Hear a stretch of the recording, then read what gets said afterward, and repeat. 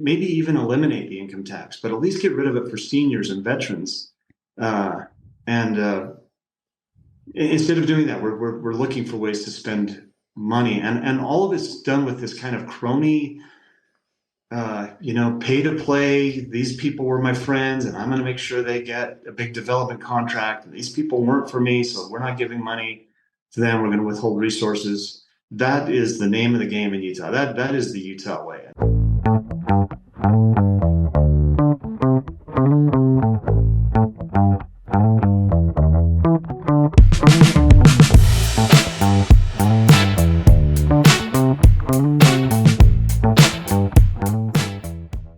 Hey, everybody. Thanks for tuning into the 435 podcast. I'm your host, Robert McFarland. We got a great episode for you today. I interview Representative Phil Lyman. He's challenging Governor Cox for the state of Utah governor role.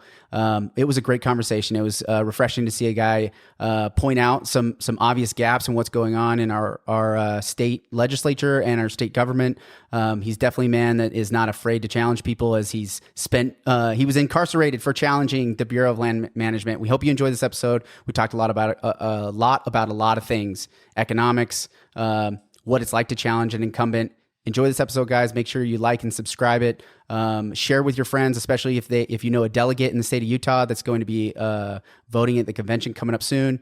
Also, big shout out to our brand partners, FS Coffee Company here in St. George. If you're downtown, make sure you grab a coffee from FS Coffee Company. And Blue Form Media, you guys do a great job. I'm so grateful to have you guys as a team.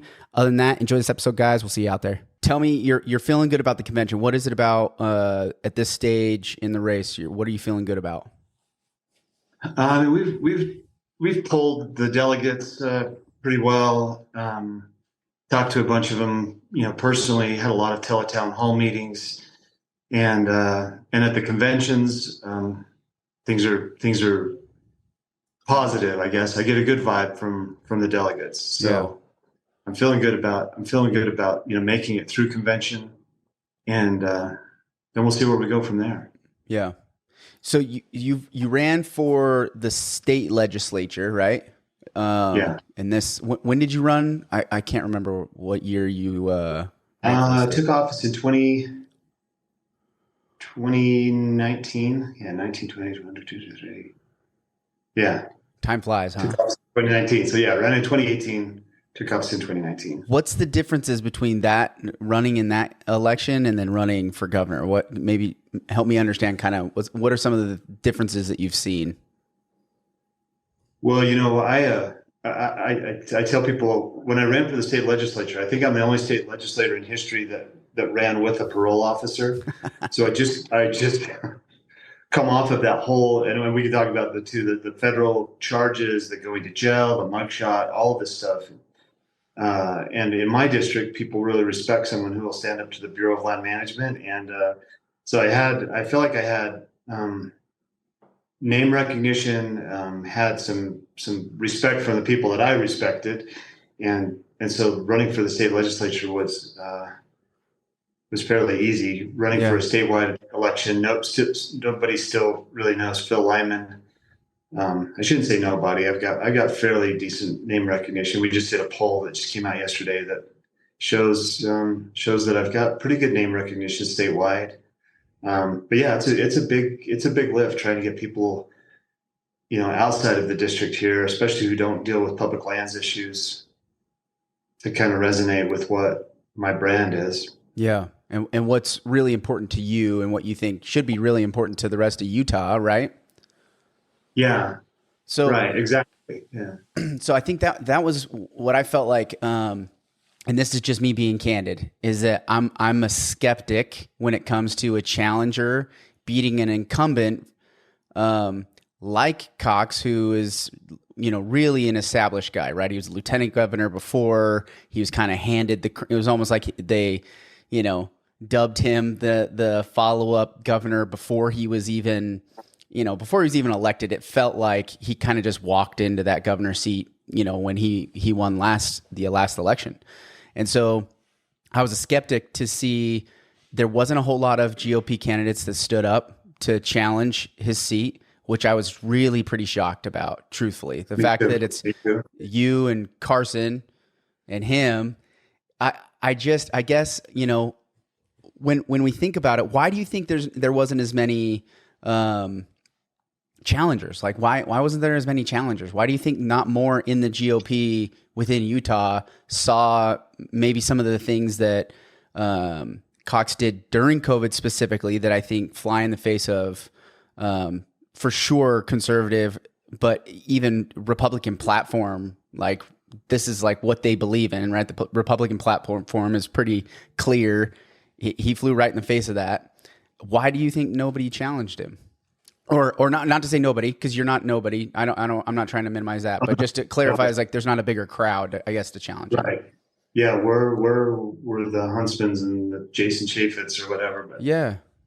Does this look all right with that black background, by the way? It looks good. I just turned that off. It looks good. Yeah. I can switch it or twist or something, but so I'll just be straight up with my observation. And this is being in the legislature, coming and seeing what I saw as kind of an insider's club going on inside the Capitol that is out of touch with what's going on outside the Capitol and outside. Even I wouldn't even say that it's off on the Wasatch Front. The Wasatch Front is very conservative. They're very frustrated with Cox. I think people like to feel like they have some ability to live their own lives, and it doesn't matter if you're on the left or the right. People tend to want to be able to do what they feel is, I don't know, and they want to do what they want to do, and without being evaluated and judged by the government.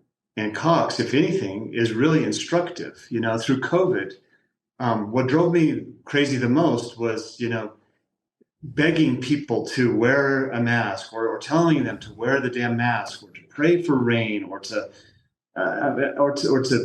get vaccinated, and then condemning people right and left for perceived injustices. And I don't know, it's like we had a pastor or kind of a pastoral figure in the governor's spot, and in the leadership.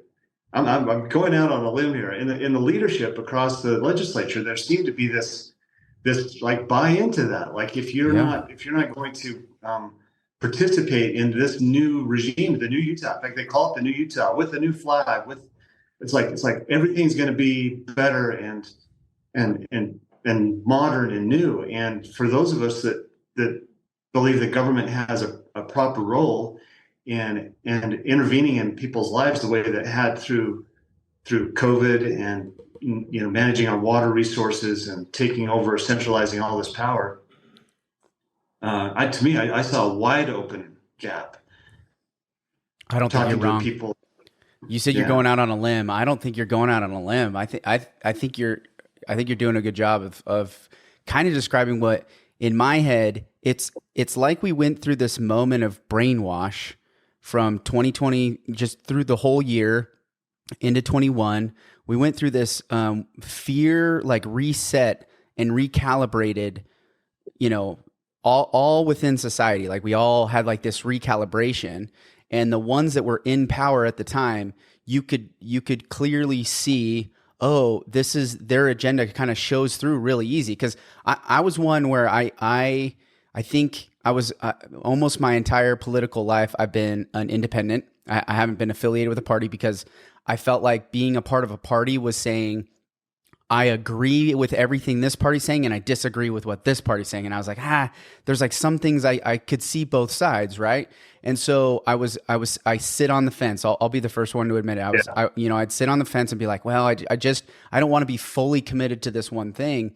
And even during COVID, I have these bipolar moments where I'm like, well, I can see why everybody's scared and I can understand the mask, but this goes against, like, I don't want anybody to tell me I have to do this. Like, I don't like that sense of overreach. So I can see how even politicians that were in the seat at the time, and it says you have to decide, you have to push one thing or the other. What are you going to pick? You could see where people drew those lines. But now, looking back, having a 30,000 foot view and the Monday morning quarterback, we can look back and be like, Are those the people that we want leading us if another crisis happens? If if they can't lead us in that big of a crisis, and the way they leads us astray, should they still be sitting in those seats? And I'm just surprised that not more people have challenged them. I mean, I agree with you. And I had the same question. Where are the big names in this race? Why is nobody else jumping in? And it's probably because they observe the same thing that you do, which is, taking on an incumbent is probably everything else being equal is a losing battle.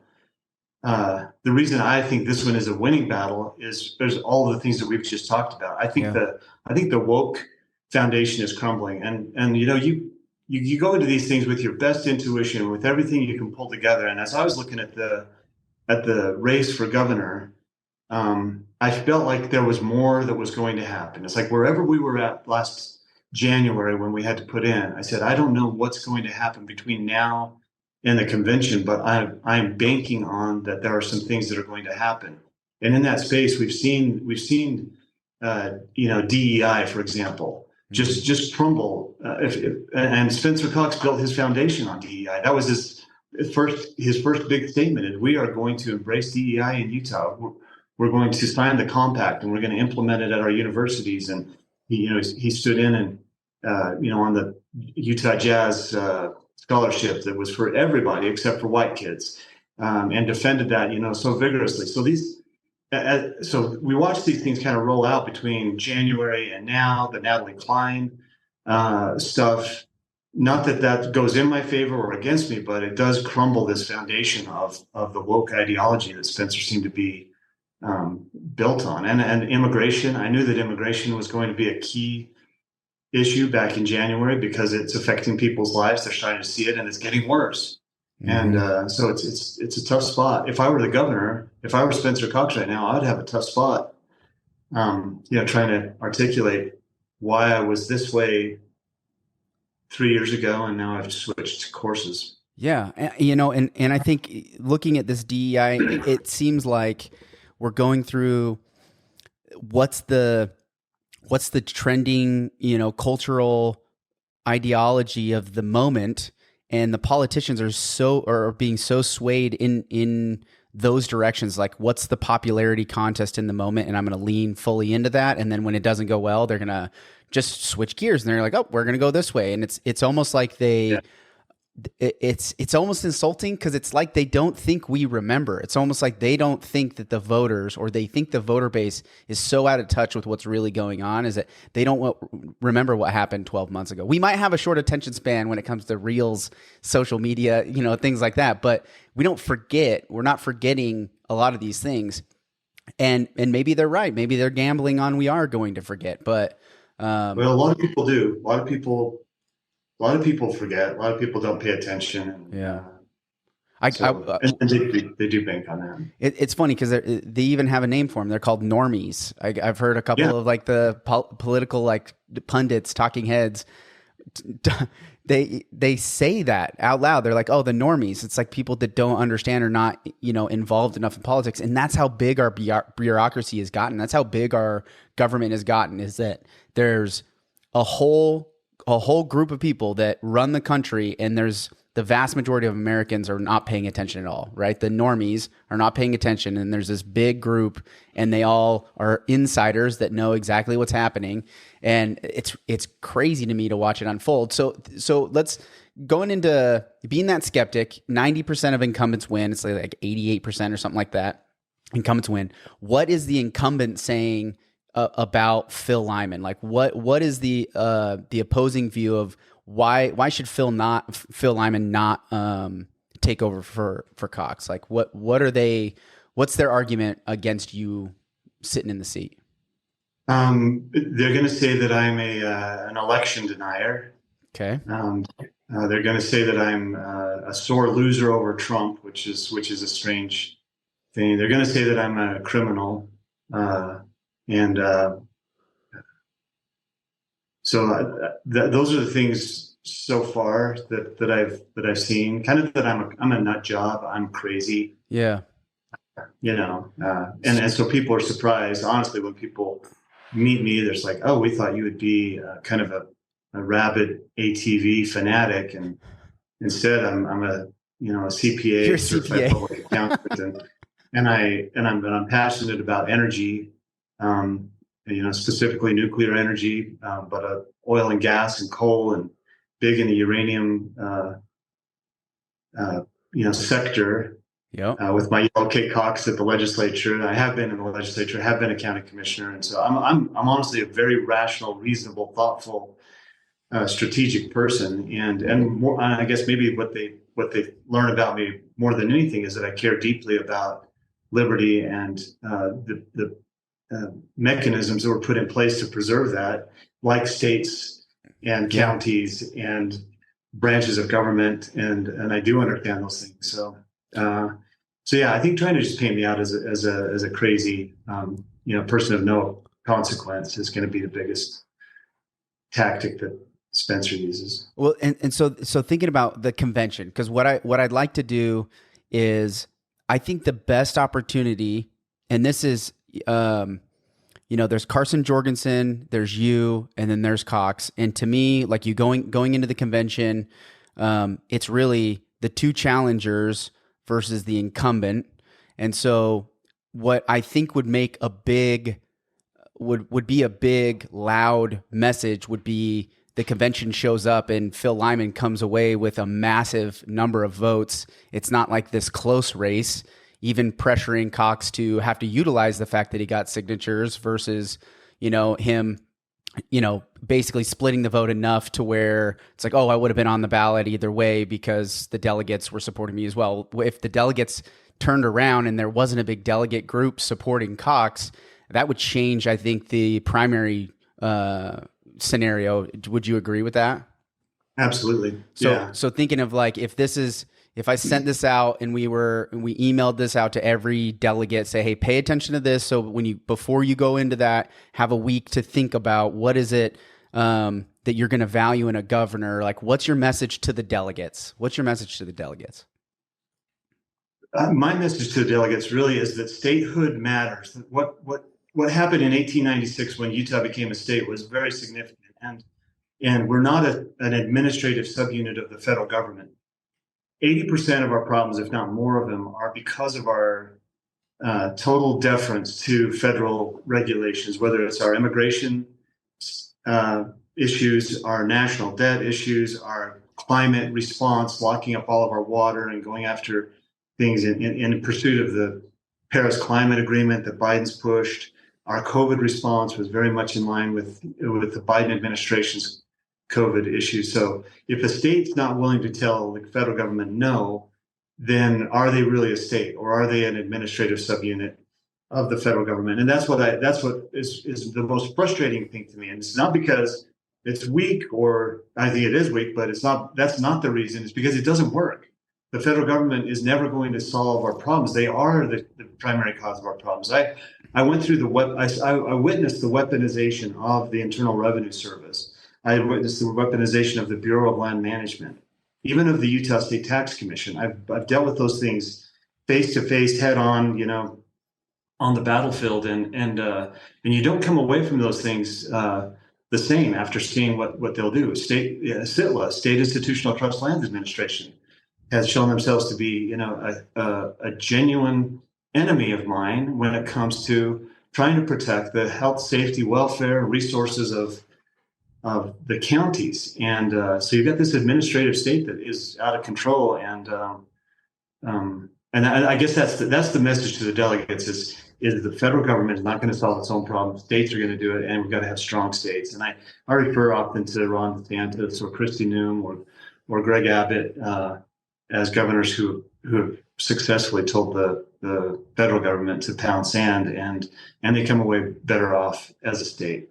Well, I guess maybe more directly to the supporters that are saying Governor Cox is doing a great job. We, unemployment's low. We have a booming economic situation currently. I think this is my own personal opinion. I think he's made a lot of good moves. I think he's made a lot of good moves. He's made a lot of really bad moves, but so did Trump, right? So do almost all politicians. Truthfully, I think if I'm honest with myself, everyone's made good decisions and bad decisions, right? And so Right. for those that are delegates that are there, maybe if you could say in the next 4 years and walk me through how you see maybe the next 4 years going with Cox, it's going to look like this. With Phil Lyman, it's going to look like this. Maybe that kind of, because what I'm trying to do is how do we draw clear lines between the two? I believe in the proper lanes. So the executive of Utah, the governor's office, the executive branch is a really powerful branch, can do so much if it will stay in its lanes. But we've got an executive branch that wants to get out and draft legislation. They want to influence the Speaker of the House, the President of the Senate. They want to work with the think tanks and the Kim Gardner Institute and the big corporations and the big environmentalist groups. They've just become this like, let's all come together. Let's do this big old kumbaya of everybody, disagreeing better at the same table. Well, that's not what an executive is supposed to do, and it takes over legislative function. The legislature should be a strong branch. The judicial branch should be a strong branch. The federal government should be strong in its realm, and the state should be strong in their realms.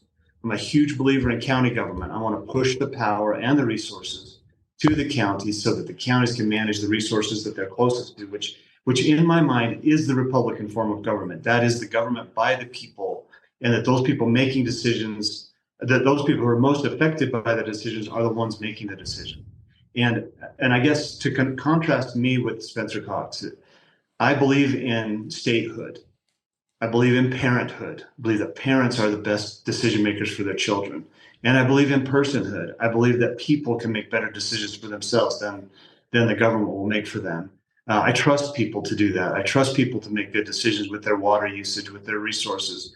This last session, there was a statement made. It's like, well, we need to take over the water because we're the experts. And I said, well, do these people have water shares? Do they pay their water bills? Then there's their water. It's not our decision to make. Yet they're saying we need to centralize all of that water at the state level, which we did, by the way. I voted against every water bill that came out this last session. There were 8 major water bills, and the net result of all of those was to create a massive surveillance state over our water and to set us up for basically tracking our water footprint. And whether it was intentional or not, it plays directly into the agenda of the United Nations, which is to track people's water footprint, just like they did our carbon footprint. And so Spencer Cox sees things completely differently. He sees power as top down, that the federal government has this massive power and he wants to be blessed by the Biden administration. And in turn, he sees himself as superior and superior to those below him. And he's the boss and everybody else will do as he said. That's why he feels free to come out and condemn people, like at the BYU football game, or to instruct them and to shame them. And you'll never see that from me. You'll never see Phil Lyman administration issuing edicts to people. We'll be running the government. We'll be running a strong, economic engine, which is what the government really is to make people's lives better through a well-run economy. I'm glad you said that. I think that's a helpful comparison to draw between the two of you. I appreciate that perspective a lot, and it actually makes for a good little transition into the economy. So, by a lot of measures, especially because the state legislature passed, required budgetary requirements for the legislature, they have to pass a bill or they have to pass a budget that isn't a deficit budget, right? They have to balance the budget. Is that correct? Am I understanding that right? In the state of Utah? That's right. Yeah, and we always do. So we balance the budget. We have a surplus. There's a surplus at the state level. Is that right? Yeah. So if we're looking down the next 4 years and the purchasing power of the dollar continues to decline, and the delay in recession that I believe is being strategically delayed, how do you look at what are going to be some of the things? And maybe I'll set the table like this. It's teleperformance. A lot of people don't know this. Teleperformance is based out of Utah. They have 300,000 employees. They're the largest employer in Utah. 300. Wow. 300. I did not know that. Teleperformance. 300,000 people is who they employ. It's a tech company. Adobe is located here. We have this huge technology. We have whole sector. Okay. That whole sector. No, it's one company.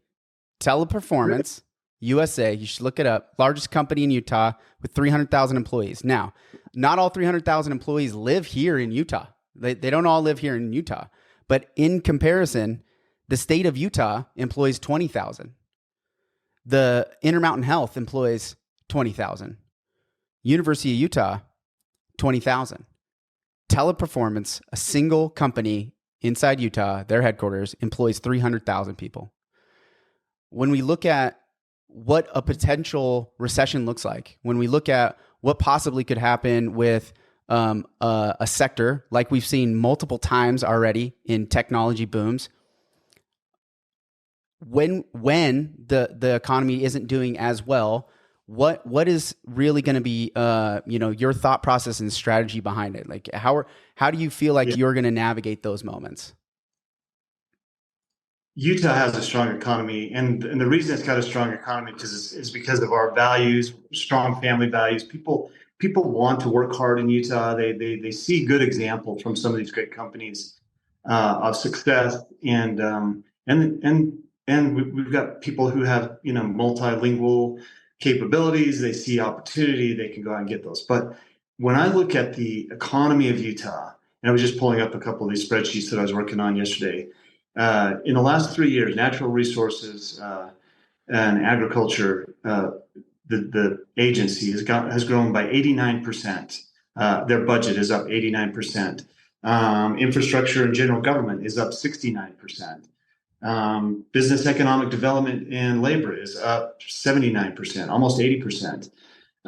So we have this massive increase in the executive branch spending, huge increase in the number of FTEs that serve the executive branch, the governor's office, essentially, and all of it's economic development driven. So we're saying, hey, whatever Utah's done over the last 30 years to make us what we are, maybe we should change all that up and empower the government to do more. And I'm saying I think that that sector would benefit from the government letting them be the sector that they were designed to be. So yeah, from a statistical standpoint, and watching not only the state government expand and insert themselves more and more into Silicon Slopes, insert themselves into these big tech companies, insert themselves into our coal fired power plants and our food production.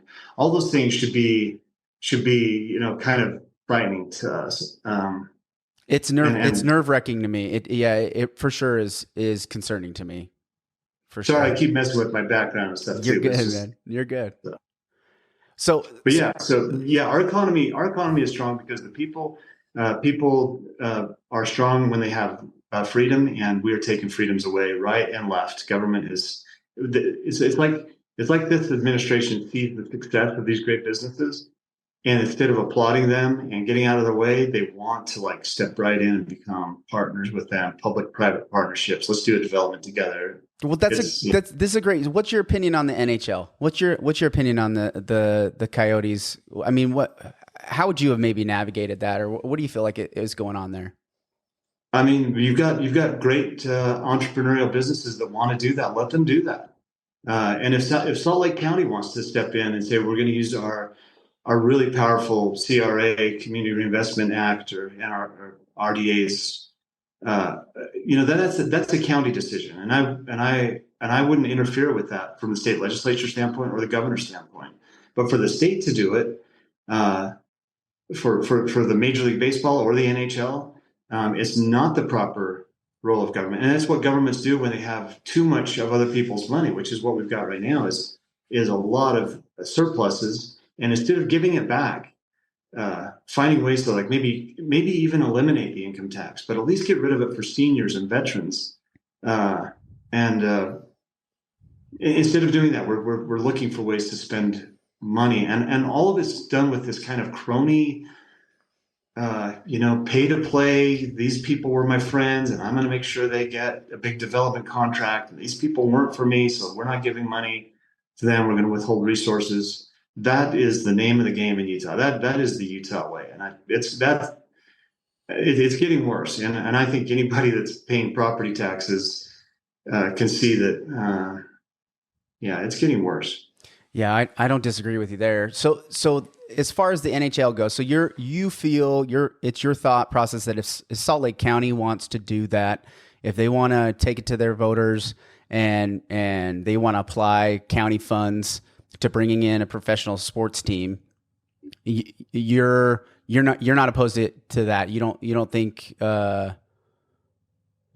If I lived in Salt Lake County, I'd be saying if Ryan Smith wants to do that, let Ryan Smith do that, and or whomever that has got that aspiration. Yeah. But as the governor, if Salt Lake County wanted to go down that path, I wouldn't be trying to micromanage the county's decisions. I mean, Salt Lake owns the airport. Salt Lake County owns the airport, and it's a cash cow. It's a great business for them.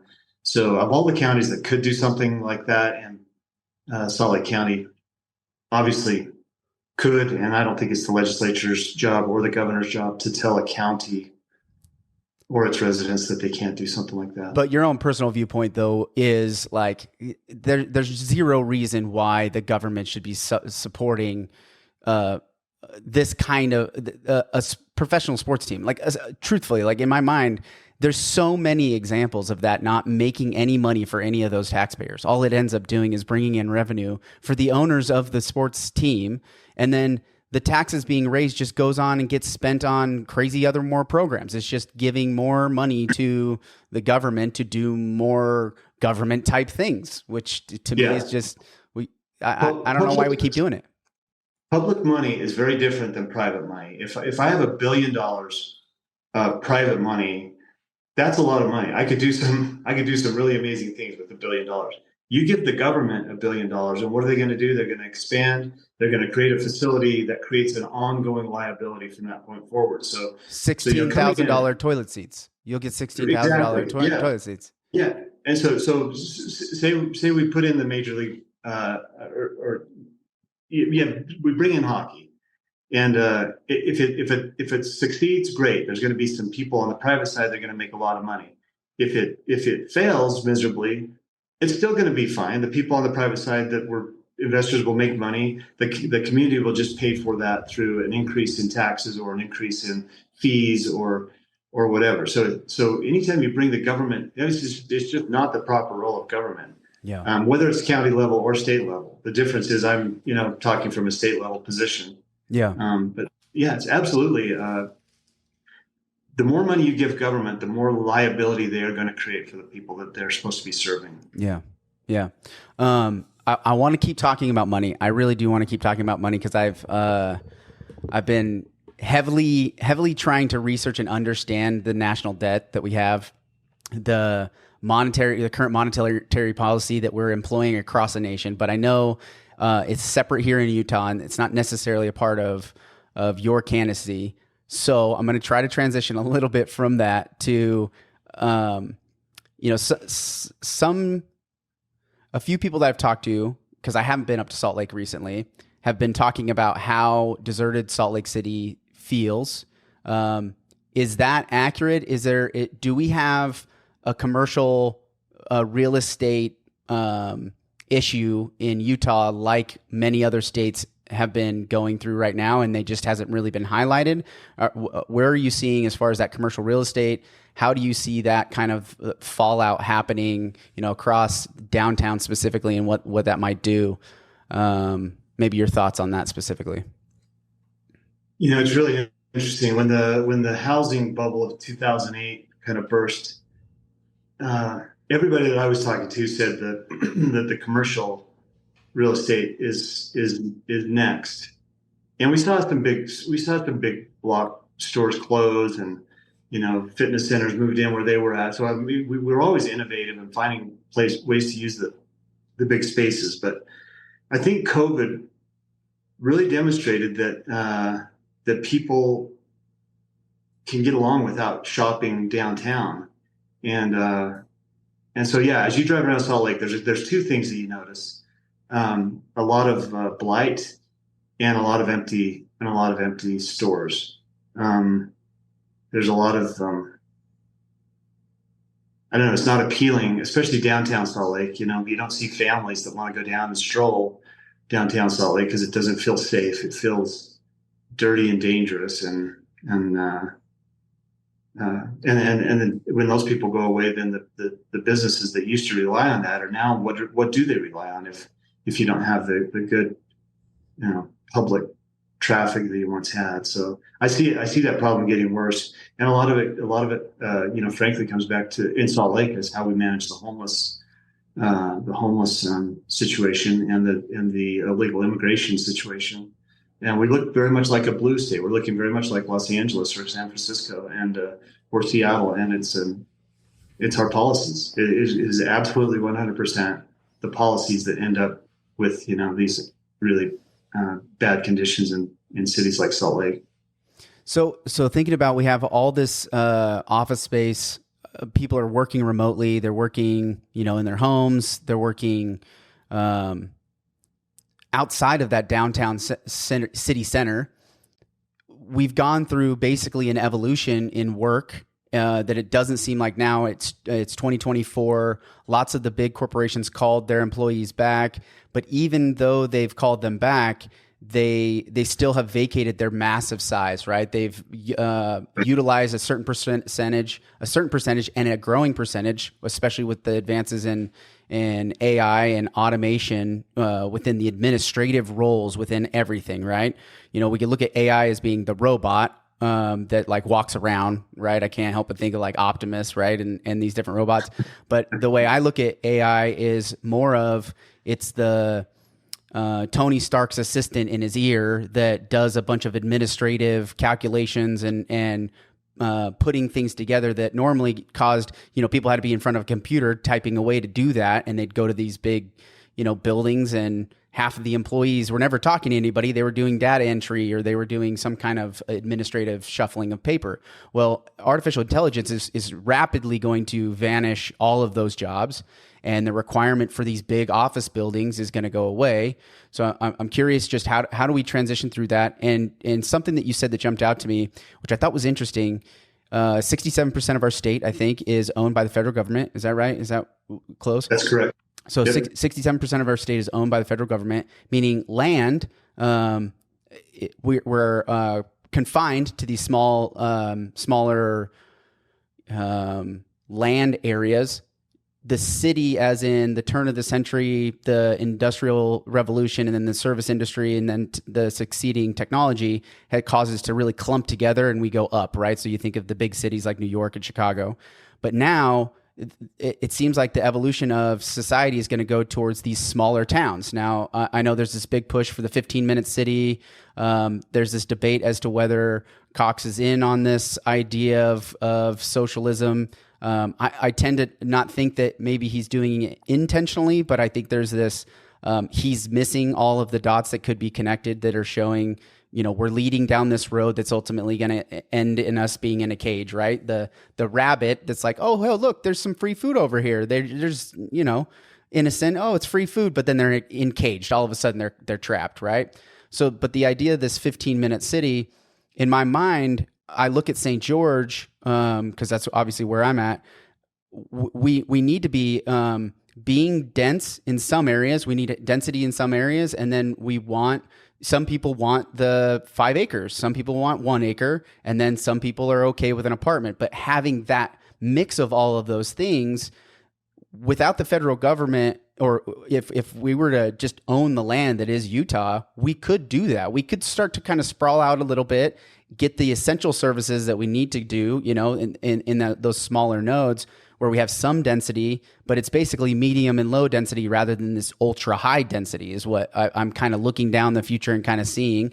Do you see that something similar to that, or what's your perspective on the way, we're going to evolve as AI continues to kind of power up employers? Yeah.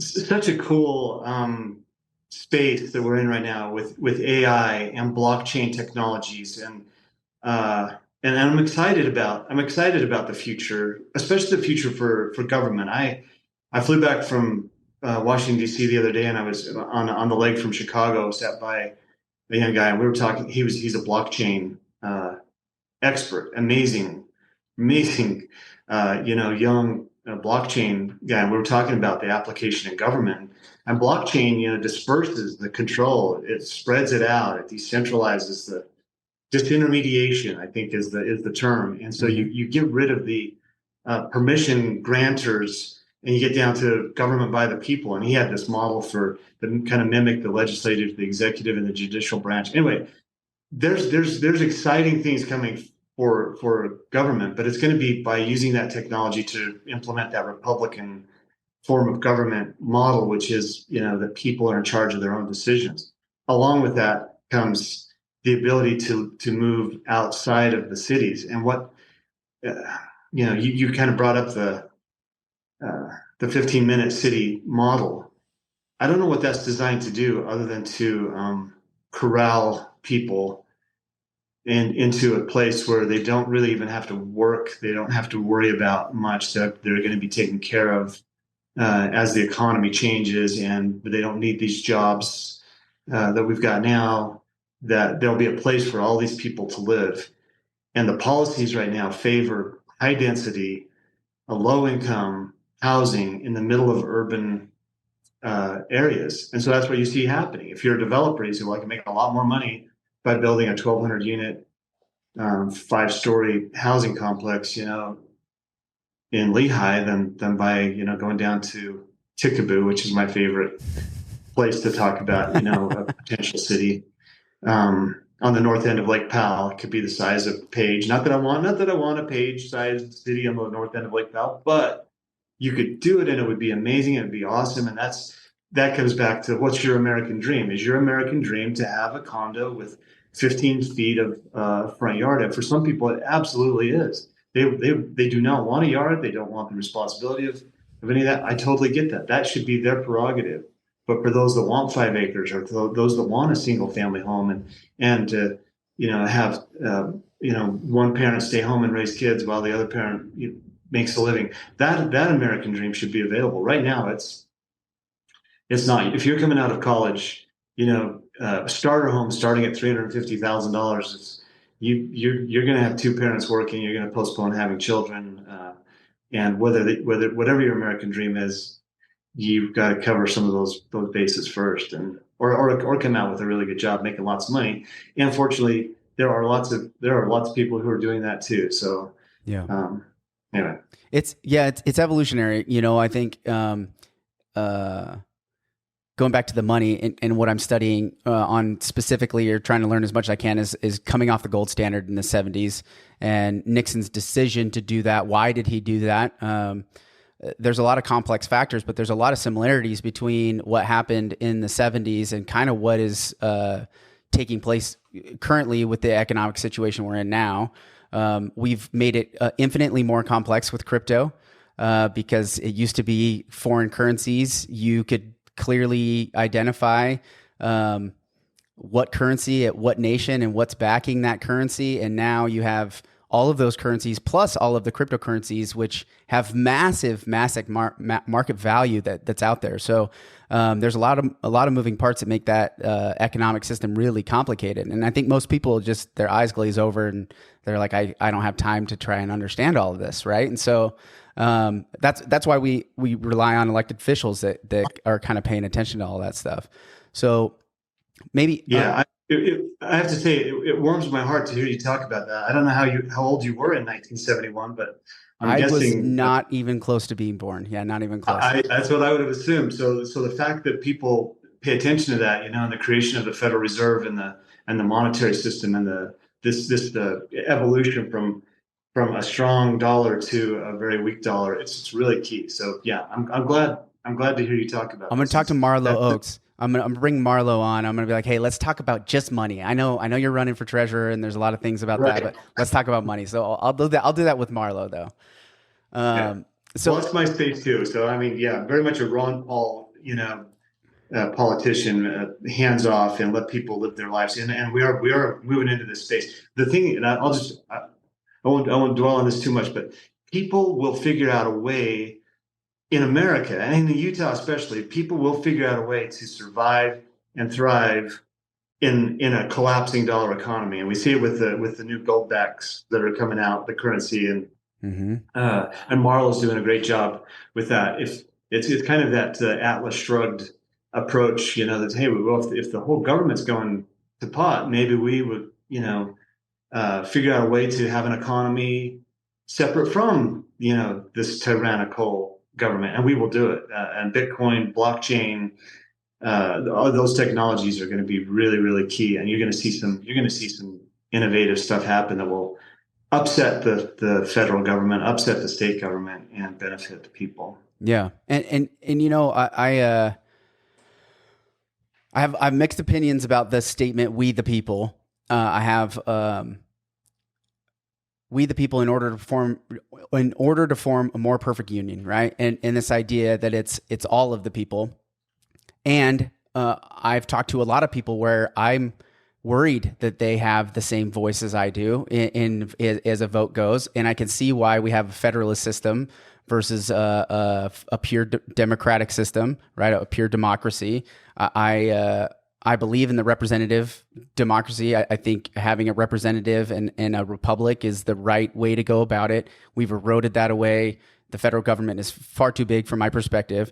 But just coming back to Utah specifically, what do you see happening with what's going on with the drug usage and the youth? Is the war on, like, we never stopped the war on drugs, going back to Nixon. Thanks a lot, Nixon, for showing up a couple of times a day. What's your perspective on that? And maybe what do you think, where will you start as the governor to try to tackle that, that portion of what's going on in our culture? It's a tough question. I think maybe I didn't ask it very good. Well, it's a tough question because I've got so many thoughts about it. I'm not a fan of the war on drugs. I am 100% in favor of decriminalizing the use of marijuana.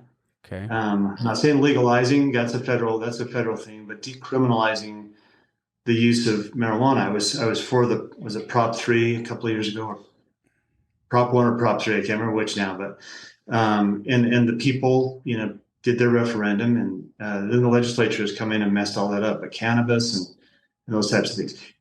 The war on drugs is a war on people, and it targets the wrong people because we've got a Department of Justice that has a political motivation, and so any weapon you put in their hand is going to be used the same as the last weapon they had, which is to go after people that they disagree with, and that's what I see happen now. Our having seen the inside of a jail as an inmate. 10 days, man. Really, it was the 10 craziest days of your life. I can't even imagine, man. I say that was the least of the problems. The 18 months leading up to that was the real crazy time. The 10 days, you find out that there's really good people there who are incarcerated, and you find out that the system could be so much better. Yeah. You come away feeling differently about it, but.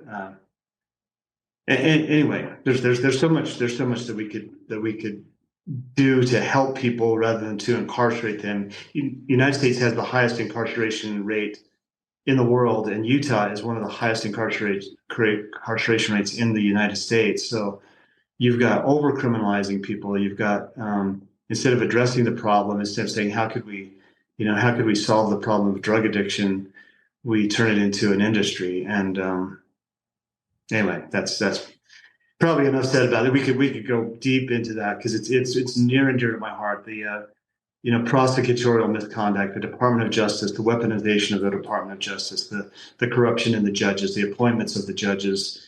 Those things are going to undermine our society, and we're seeing it. And people know it, they feel it, they see it happen. So something's got to change. Yeah, I appreciate that. And I know we're kind of running short on time. I appreciate the amount of time you've given me. I've done some research. I've heard you speak a couple of times. I was because I'm a county delegate for the GOP. I became a Republican, official party member when I moved to Utah, knowing that, hey, this is a Republican state, and I don't disagree with any of the ideals that the party platform has. I've never really loved the idea of being like a party guy, if that makes sense. Especially as I've watched the party individually kind of cannibalize itself a little bit. My last thought, and hopefully you can kind of shine a light on this before we wrap up. If you look at the Republican Party in Utah, where have we gone wrong, and what can we do better moving forward? Over the next 4 years, if maybe look at that perspective. Yeah, I think the Republican Party is too much looking at the left and saying, well, why are they winning? Maybe they're doing all of these really great things for people. Maybe we should do even more great things for people. So in terms of intervention, the Republicans have a bad track record. They intervene in people's lives as much as the Democrats do, and especially in Utah. And a non-interventionist government is a good government. It's a government that respects personhood, parenthood, statehood. And I guess that's what I would say from the Republican Party is let's adopt a little bit more of the libertarian leaning, non-interventionist policies. Not because of the morality of it or anything else but mainly because it really works. It really helps people. And that is the basis of the Republican Party. It's the basis of the Constitution and the Declaration of Independence, that governments derive their just powers from the consent of the governed, and in the preamble of the Constitution that we do all of these things to secure the blessings of liberty to ourselves and our family. It's such a solid, powerful, correct principle, and what we're doing is fighting all of the evolution. And a lot of it's taking place in 1971 and moving forward, and we just need to aggressively demand that we have freedom. So, yeah. Value freedom over all of the other things, right? Right. And all the other things will be there. All the safety, the security, those things will be there. But if you give up freedom, then you'll have neither. I mean, that's it sounds cliche, but that is absolutely the case. Well, hey man, I want to wish you the best of luck. Thanks for coming in and doing a longer form conversation. I hope this was different than the ones you've done previously. This is great, and my backdrop and everything else kind of. You're good, man. But I love the conversation. I'd love to talk to you anytime. Thank you. Well, for what you're doing. After the convention, I feel my guess, and don't tell Carson, he won't hear this until afterward. But I think it's going to be you and Cox headed into the primary together, and so your work has kind of just started. So I want to wish you the best of luck. And I look forward to maybe having another conversation before the primary elections towards the end of the year. All right. Okay, man. Me too. Thanks Best so luck. much. We'll see you later.